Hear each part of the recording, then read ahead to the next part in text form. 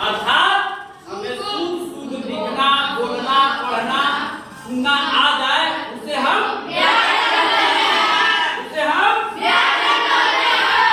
कहते हैं।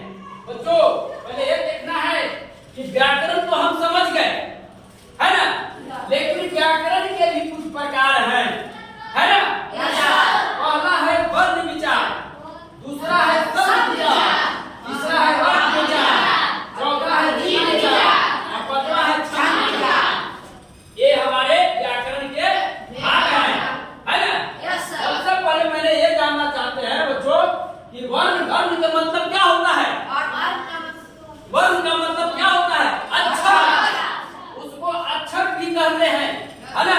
तो अक्षर क्या है? हमने पिछले क्लास से भी पढ़ते आया है, क ख ग से लेकर के तक।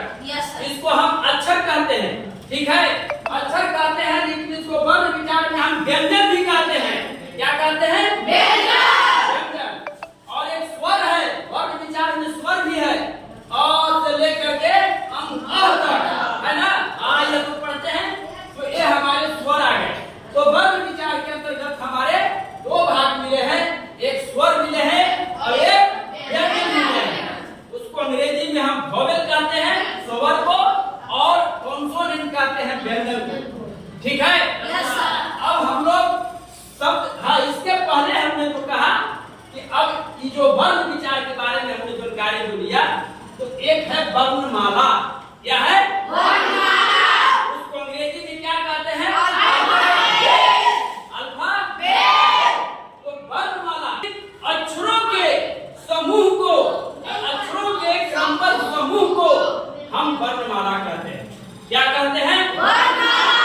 इसका अक्षरों के, उसमें अक्षरों का मतलब स्वर भी आएगा और व्यंजन भी आएगा, तो दोनों के समूह को हम क्या कहते हैं? वर्णमाला।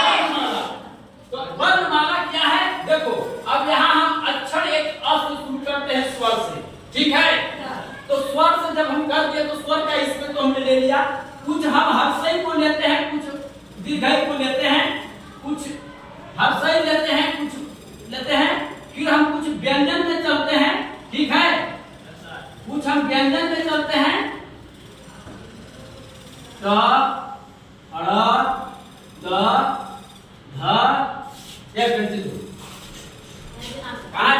दोनों खत्म हो गया, ठीक है। उसके बाद स ज्ञ तक, स और लास्ट में ज्ञ कर दीजिए, ठीक है। ये हमारे